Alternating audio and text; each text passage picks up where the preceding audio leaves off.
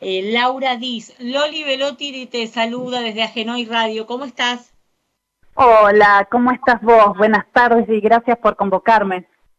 No, por favor, perdón por la tardanza, pero tuvimos unas cuestiones técnicas, pero yo adelanté, ya conté las redes de ustedes, a qué se dedican, Bien. bueno, todo el costado emocional que trae detrás de tener un chico con una alta capacidad, precocidad, talento, que no es todo como lo vemos, ¿no? En las películas, en las series. Así que nada, quiero que en primera persona le cuentes a los oyentes de qué se trata esto de una alta capacidad, ¿no? En un chico. Bueno, en realidad hay muchos mitos alrededor del concepto de altas capacidades. Se sigue pensando que son estos chicos genios, que saben todo, que tienen problemas para relacionarse con los demás, que les cuesta expresar sus emociones.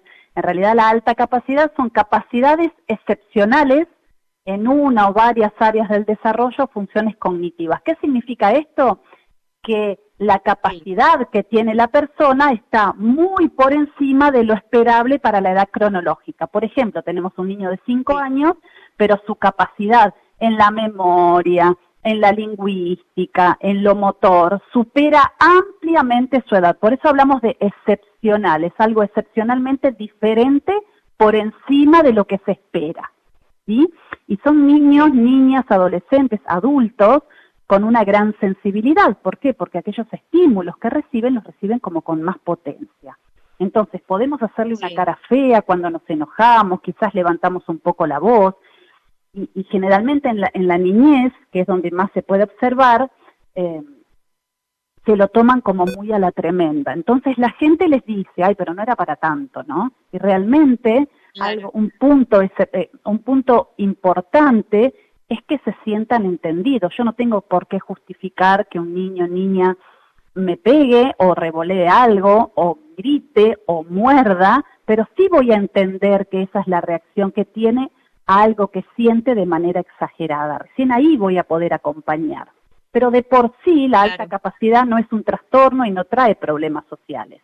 Lo que sucede es que si yo estoy en salita de 4 y tengo habilidades que están 4 años por encima de mí y de mis compañeros, de mi edad cronológica y de mis compañeros, ¿qué pares tengo para compartir esto? ¿Desde qué lugar me claro. paro para compartir con otros estas habilidades? Si soy el único que lee, el único que escribe, el único que tiene una colección de cuentitos, y esto es lo que a mí más me gusta hacer, si tengo una gran habilidad con la pelota, por ejemplo, ¿con quién va a querer jugar al fútbol conmigo? Si soy muy rápido para correr, me ha pasado como mamá, tengo 2 hijos con altas capacidades, mi hijo Sí. más chico recibía bullying por ser el más rápido corriendo en la mancha. Salía al patio y le hacían la ley de hielo. ¿Qué es esto?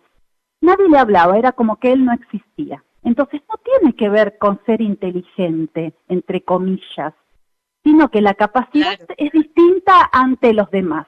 Esto, al Es no ser diversa, ¿no? Yo entendido, siempre hablo del concepto de neurodiversidad y que yo decía antes que te engancháramos, que hay tantas formas de aprendizajes y nivel de aprendizaje claro, en cuántas personas existen en el mundo, porque todos aprendemos diferente y todos alcanzamos un nivel distinto en distintos aspectos. Yo, por ejemplo, tengo muy desarrollada la inteligencia emocional y no tengo desarrolladas otras inteligencias, ¿no? Entonces, el tema es dar luz y visibilidad a todo esto en función de que se los pueda comprender a los niños, porque son niños, no dejan de ser niños. sí. Sobre todo, no olvidarnos, tal cual lo decís, de la edad real que tienen, porque solemos ponerlos como ayudante de las señas, solemos decirle tan grande y te estás comportando de esta manera, ¿no? Eh, Claro. Entender la edad cronológica que tienen es también fundamental, sí. Claro, porque no saben qué hacer, digamos que faltaría, ¿no? Capacitación, ¿qué juzgás vos? A mi Bueno, en criterio sí, pero realidad bueno, no sé vos que estás más en el tema. sí, no es culpa de nadie, o sea, como mamá, insisto, tengo un hijo que va a cumplir 21, el otro que va a cumplir 17. Hace 15 años atrás discutía con las escuelas. Hoy en día entiendo, después del largo camino recorrido, que no tienen formación en el tema.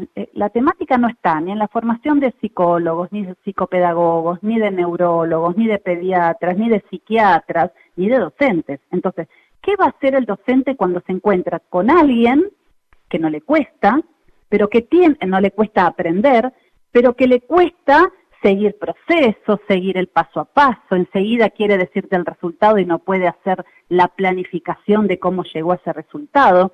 O sea, no es todo maravilloso, tal cual decías como antes de empezar la nota, ¿no? También hay aspectos para atender y atender seriamente. Claro. Claro. Y actualmente, ¿cómo se manejan en Argentina? ¿Van a un colegio común y corriente? ¿Hay un colegio especial para chicos con altas capacidades? ¿Se busca un acceso al conocimiento? Porque se deben aburrir también, ¿no? Respecto al ritmo con los demás. ¿Cómo se maneja en nuestro país? Y en realidad no hay colegios para personas con altas capacidades, sería casi elitista, ¿no? Claro. Porque, bueno, al bueno, en hablar otros de países hay, por eso te decía. Sí, hay programas en otros países, ¿no? Cuando empiezan a detectar personas con altas capacidades, ingresan a ciertos programas donde se aprende y se accede al conocimiento de una manera diferente.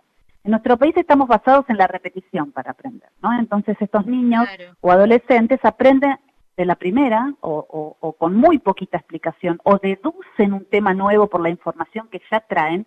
Por eso es un cerebro que aprende distinto, que con muy poca información forma nuevas hipótesis, y todo el tiempo que las maestras y los profes están en el mismo tema para que el resto lo pueda asimilar, estos chicos se aburren. Pero cuidado cuando hablan de aburrimiento, porque no siempre es aburrimiento. A veces se le ofrece algo y es simplemente no quiero hacerlo porque esto no es lo que me gusta. Entonces tenemos como que separar ahí, ¿sí? Hay cosas que las tenemos que hacer aunque no nos gusten, y hay otras cosas que no necesito repetirlas. Por eso es importante saber el punto de partida del aprendizaje. Este niño, niña, adolescente, esto ya lo sabe, ¿y para qué se lo hago hacer otra vez? Es un desafío constante.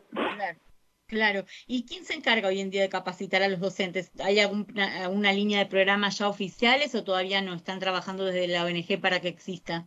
Lamentablemente no hay programas oficiales. Sí, desde la Asociación Altas Capacidades hemos participado en capacitaciones desde el Ministerio de Educación. También se ha publicado un cuadernillo en la línea de los 7, 8 cuadernillos que lanzó UNICEF en el 2018.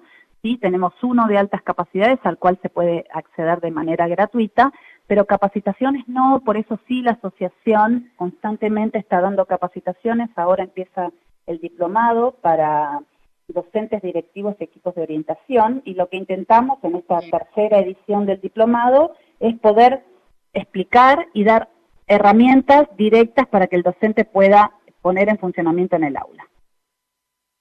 Sí.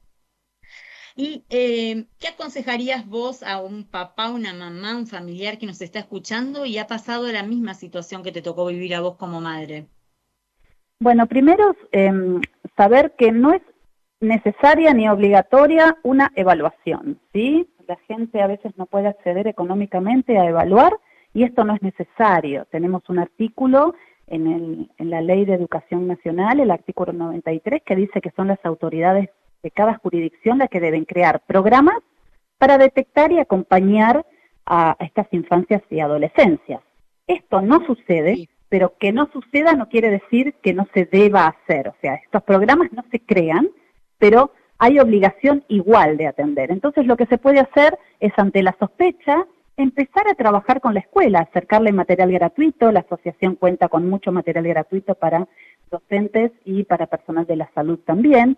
Y la idea no es poner una etiqueta, sino entender que estos procesos cerebrales distintos llevan a un aprendizaje distinto, a una manera de ver la vida distinta y a sentir profundamente. Entonces, si puedo acompañar las necesidades del niño, va a crecer de manera saludable. Y siempre digo, si yo tengo un alumno en silla de ruedas, nadie se animaría desde el primer día de clases a no ponerle una rampa. Con los niños con sospecha de altas capacidades o con diagnóstico, todas las escuelas se quieren tomar un montón de tiempo para conocerlos. Entonces tenemos niños 2, 3 meses, 5, a veces hasta un año completo, donde los siguen conociendo. Entonces, no hay una mirada inclusiva hacia la alta capacidad. Se sigue pensando que son chicos que no necesitan nada. Entonces, poder ir a la escuela y decir, estoy viendo esto, ¿no? ¿Qué podemos hacer al respecto? Y construir junto a la escuela, no confrontar con la escuela, ¿no? Es un muy buen... Claro, trabajar en conjunto, no es cuestión de discutir, sino trabajar obviamente en conjunto por el bien de las criaturas, porque no dejan de ser, insisto, criaturas, ¿no? Responsables Sí. de adultos. Y Así ¿sabés qué que, me pasó a mí? Que me fue bien acercándome a la escuela y diciéndole qué podemos hacer, porque no es que la escuela no hace nada. A ver, es siempre prueba y error. Cuando vos preparás una clase para un día, no sabés cómo te va a funcionar con los chicos, ¿no? Te van a empezar a sí, hablar de otra cosa, el tema se va a abrir un poco. Siempre el docente prueba a ver cómo le va con eso. Bueno, si este camino funciona, seguimos por acá, y si no, vamos probando otras cosas. No es que no quieren hacerlo. A veces hay cierto temor de cometer errores, pero hay que probar. Así que no es que hay más mala voluntad. Siempre las escuelas intentan. sí, sí, sí. ¿Y cómo llegaste a conformar esta ONG? Con papás, no sé si hay profesionales involucrados. ¿Cómo nace esta necesidad Es un en largo vos? camino. Mi hijo va a cumplir 21, el mayor, la semana que viene, y estoy en el tema desde que él tiene 3. Así que primero, como padre, como madre, me reuní con otras familias, ¿no? Empezamos a conocernos en este mundillo, éramos muy pocos los que nos animábamos a decir que era lo que necesitábamos, y primero fuimos padres embajadores, un grupo simple de padres. Después nos dimos cuenta que teníamos ganas de hacer muchas cosas y nos conformamos como la primera ONG en la Argentina que busca la plena inserción de estos chicos en el ámbito escolar.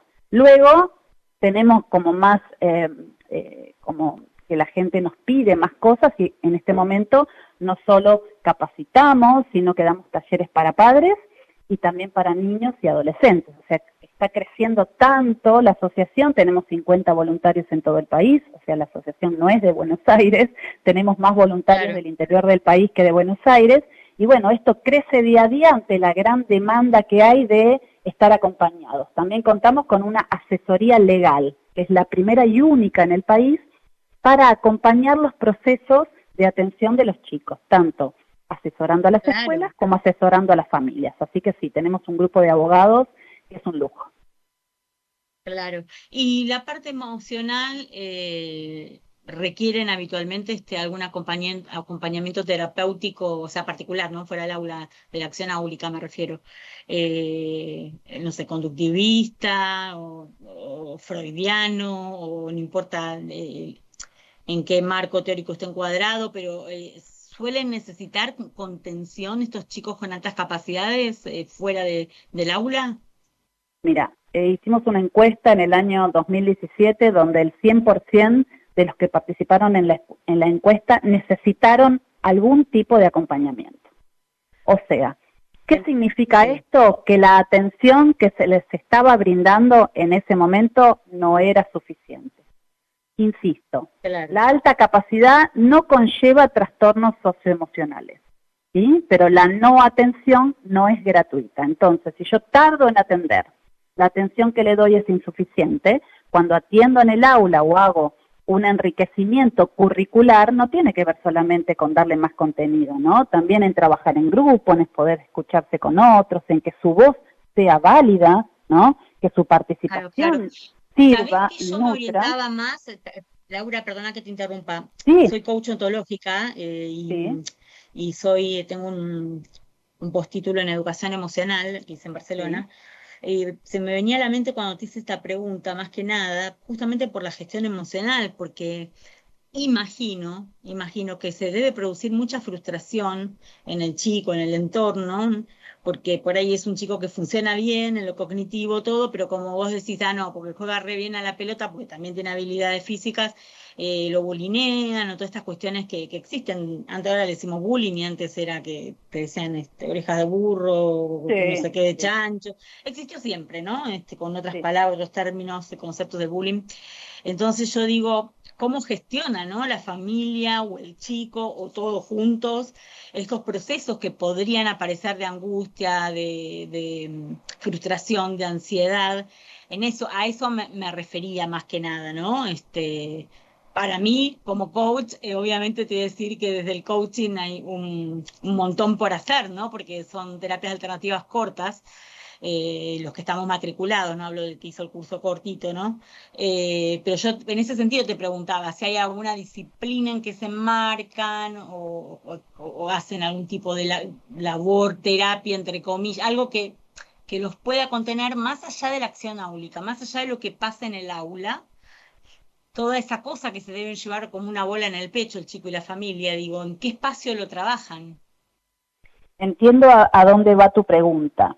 Cuando generalmente se llega al diagnóstico, es el profesional que diagnostica el que nos dice cuáles son los abordajes que está necesitando el niño o el adolescente, pero eso siempre va a depender de la atención que les dieron, a menos que tengan un trastorno que acompañe la alta capacidad, porque, vuelvo a decirte, no es que se desprende un trastorno. Entonces, si a mí nunca me atendieron y estoy en la secundaria, vengo arrastrando angustia, baja tolerancia a la frustración, tendencia al perfeccionismo durante años. Si tengo una familia que no cree que yo tenga altas capacidades o que, aunque tengo altas capacidades, entre comillas, me tengo que bancar, hacer lo que me den y nadie me va a dar algo distinto, también tengo que trabajar dentro del marco de una terapia sistémica para trabajar también conjuntamente con la familia. Eso iba, no sé si se entendió mi pregunta, a eso iba. Sí, te entendí. Porque el tratamiento evidentemente sí, o sea, la respuesta medio que la tengo, pero el oyente no, y entonces prefería que salga de tu voz, ¿no? Que tiene que ser algo más sistémico, conductual, más, como terapias más cortas, porque, viste, es como el autismo, ir a buscar la causa de por qué en el útero de la madre el niño se formó de tal o cual manera. O sea, no son terapias que sean efectivas y que den la contención que el chico está necesitando frente a la frustración. Por eso te preguntaba qué se estilaba, ¿no? Lo que pasa es que también... ¿Y quién sería el médico de cabecera en este caso? Por ejemplo, en el autismo, TGD, es el neurólogo, ¿no? Infantil. En el caso ¿hay un médico de cabecera o no? No, porque no es algo médico, ¿sí? No hay. ¿Cómo? No hay. No, porque no es un tema médico, ni siquiera está en el manual de psiquiatría, en el DSM-5, no existen las altas capacidades en nuestro país. No hay nivel psiquiátrico, por ahí podía ser el pediatra o alguien que vaya orientando a los papás, pero... o sea que no hay una brújula, un norte. No me refería a que era psiquiátrico, sino que el DSM-5 es un manual de trastornos. Entonces no está ahí como podría estar el TEA o podría estar una dislexia, que es algo... claro. que tiene que ver con el aprendizaje. Las altas capacidades no tienen ni siquiera cobertura en salud en nuestro país. Fíjate lo atrasados que estamos en este tema. Entonces las familias no pueden acceder ni a un diagnóstico ni a un tratamiento. Después cuando tenés que acompañar, tenemos niños que muerden, que pegan, que revolean cosas de la enorme frustración que tienen, sobre todo en la primera infancia, donde tenemos un proceso de desarrollo constante, ¿sí?, del control, y en el sector de la hospitalario del tampoco, impulso, ¿no? Obtenés una prepaga, una obra social, no. Pero en el sector público, en los hospitales públicos, tampoco hay áreas que puedan diagnosticar o ayudar. En nuestro país tenemos el servicio de neuropsicología del área infantil de la Universidad de Córdoba, que trabaja de forma gratuita y es el único espacio en el país en este momento. Teníamos el área de Jujuy, SAE Jujuy, que ahora quedó dentro de educación especial, pero que también detectaba con profesionales dentro del área, cumpliendo el artículo 93 de la Ley de Educación. Y teníamos un área en Tucumán, ¿sí? Que quedó disuelta también. ¿Han presentado proyectos de ley ustedes conjunto con otras asociaciones? Sí, tenemos varios proyectos de ley presentados que no han prosperado porque es un tema que no interesa. Dios mío. Sí. Hay que darle visibilidad desde los medios, Sin duda. Evidentemente, y obviamente en todo lo que te pueda ayudar contás conmigo y con todos los colegas con los que trabajo y que nos importan estos tipos de temas, ¿no? Porque pasa con muchas... Mira, yo tengo fibromialgia, te pongo un ejemplo, que nada que ver, y tampoco, a mí no me lo reconocen no solo como discapacidad, sino como, ni siquiera como enfermedad crónica, que entras a la página de la OMS y dice que es una enfermedad que no tiene cura. Tal cual. Y eso sí, la ley argentina, ¿viste? Y es, o sea, entre que uno tiene que estar gestionando, en mi caso la patología, ustedes en su caso, no sé, la frustración de sus hijos, acompañarlo, etcétera, encima tienen que gestionar de conseguir una ley para que el sistema los apoye y poder darle lo que, insisto, menores de edad merecen por el simple hecho de ser menores de edad y porque así lo dicen los derechos del niño, ¿no es cierto? Que tienen que tener lo mejor para ellos. Sí, La verdad es incomprensible que sigan pasando fíjate estas cosas. que Y qué tenemos, país vos decís, estos están bien orientados? Esto sería un norte a seguir en el ¿cómo? mundo. Bueno, tenemos eh, España, que tiene muchas intervenciones dependiendo la zona, ¿sí? Sí, Varían, pero hay atención. Si vos escuchás igual a la gente de España, bueno, siguen también sí, rezongando por algunas cosas que aún no logran. Pero en Argentina, sí, si miramos hace 5 años atrás, avanzamos muchísimo. Pero sí, tenemos sí, una sí. ley en nuestro país que tiene que ver con educación y lo más grave es que está la ley, no se conoce, pero tampoco se cumple. Entonces, por lo pronto, deberíamos comenzar por ahí, a darle difusión al Claro, artículo 93 y a empezar a cumplirlo. exacto. España y nadie, y ningún país más. España es muy referente, Sí, por ejemplo, en sí. autismo es, en fibromialgia, Uruguay, mucho. Brasil, Estados Unidos, Brasil, Chile, que también está en proceso. O sea, sí, sí, tenemos México, tenemos un montón de sí, países. Chile en educación es muy bueno también, sí, sí, sí. Y Chile está Claro, porque también bregando por esta tomar un atención. modelo que funciona y mostrarle, miren, señores diputados, señores senadores, esto funciona y esto se está necesitando y empezar a darle visibilidad, ¿no? O sea, muy lentamente, pero algunas leyes se han conseguido. Vos recordá que antes del programa de Colmillot no había ni ley para la obesidad. Exacto. Eso sí. Y faltan todavía cosas, no sé, para los celíacos, a cualquier patología que se te ocurra que vas, siempre hay fallas sistémicas, así Sí, exista la ley porque no se cumple. claro. Entonces es como vos decís, que haya una ley, que se cumpla, que haya organismo de control, pero el tema acá, y me vuelvo súper reiterativa, es que aparte estamos hablando de menores de edad, que no se pueden defender por sí mismos, Claro. son menores de edad. Eso es Sí, lo grave de todo, y yo ¿no? creo que lo Eh, que afecta mucho a poder tener una ley que obligue a cumplir lo que ya tenemos es el rol de los medios cuando buscan el sensacionalismo y se Tal cual. espera ver un niño que haga cosas maravillosas en televisión, ¿no? Entonces no Ujú. importa si juega al ajedrez o no juega, el niño puede haber repetido 3 veces y tener altas capacidades, y puede fracasar en todas las materias y tener altas capacidades, y puede que le Claro, cueste escribir y tener altas capacidades. O sea, tenemos tal una cual. visión rodeada de mitos. Tal cual, cuando yo estaba tratando de engancharte, yo hablaba de eso. Digo, esto no es como los vemos en las series o en las películas, ¿viste? No es un gambito de dama que la chica Claro, era una super genio jugando al ajedrez. O sea, había un montón de otros problemas y las cosas no son como las vemos en la televisión, en las plataformas, nos dan más visibilidad y empezamos a conocer más patologías, pero hay mucho mito. Respecto a esto de las altas capacidades, hay muchos mitos, ¿no? Como, qué bueno, tuviste un niño genio. Sí, pero ¿y quién maneja la frustración de ese claro. niño, de la familia? El entorno que no sabe el cómo, porque, ¿sabes que no creo que haya una cuota de maldad en todo esto? Creo que los docentes no saben cómo, los directivos no saben No, cómo, las totalmente, familias por ahí, coincido. si no son como vos que fuiste más adelante, adelante y luchadora, no saben el cómo, y entonces las demás familias que rodean no saben el cómo y sus hijos no saben el cómo. No, no creo que sea una cuestión de maldad, creo que es un No, tema para de nada. ignorancia en algún sentido del término, de falta de Sí, sí, sí, sí, información, de coincido. capacitación, de poner voluntad y ver hasta dónde se puede hacer, ¿no? Y la responsabilidad de los medios ni Sí, hablar. sí, Ni hablar, eso es por lo que eso se me he dedicado al necesita. periodismo médico y a difundir desde este lugar, aunque la gente me dice, ¿para qué hablas de estas cosas? Y la gente le interesa, mira, yo creo que hay público para todo y con que una mamá que nos haya escuchado a nosotras dos hablar, Laura, le haya cambiado la perspectiva, la mirada en cómo tratar a otro niño o se identificó y se contacte con tu ONG, uno se puede dar como por servido. Sin Porque duda, creo eso es que lo que esa es intentamos. la verdadera funcionalidad de los medios de comunicación, ¿no es cierto? Llegar a la Sí, gente lo más posible, ¿no? sin Y duda. aparte que se dan un porcentaje alto esto, puede ser que leí que un 15% de la población mundial, Sí, sí.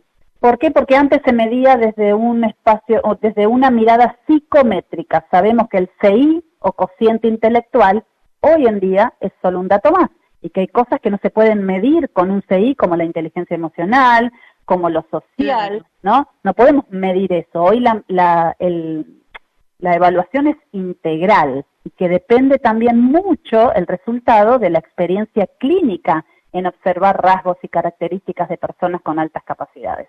Como antes se quedaba en un CI, se decía que más de 130 era superdotado. Ese dato ni siquiera existe porque la OMS nunca se pronunció al respecto. Si vos buscas la fuente de ese dato no la vas a encontrar porque es una fuente que no existe. Así que imagínate a dónde llegan los mitos. Terrible, terrible, terrible. Laura, yo te agradezco un montón el tiempo. Bueno, vas a estar hablando en la otra radio que estamos con el dueño de esta, vas a estar hablando conmigo allí en mi otro programa, sé que no tiene Roberto problema, Sarlenga, el dueño que nombre, vas a estar hablando con Larry de Clay también y con todos los colegas que te pueda contactar. También vamos a escribir artículos en mi web de salud. Esto queda en formato podcast, queda en la radio, en la web, queda en mis redes, queda en mi web, en mi canal de YouTube, así que esperemos que la gente que escucha después, porque hoy en día los medios se consumen así, no en lineal, sí. Se repite el programa acá por la radio el sábado, así que esperemos que más de uno escuchen y que esto le haya servido, sea para que se conecten con ustedes o al menos para cambiar la mirada, ¿no? Sin duda. Lo que te invito es a dejar las redes sociales y no sé qué otra vía de comunicación tienen. Te dejo nuestro mail, info@altascapacidades.org.ar y nos encuentran en Facebook e en Instagram también, Asociación Altas Capacidades Argentina. Perfecto. Te agradezco muchísimo, Laura, muchísimo. Es un placer haber hablado con vos y gracias por el espacio.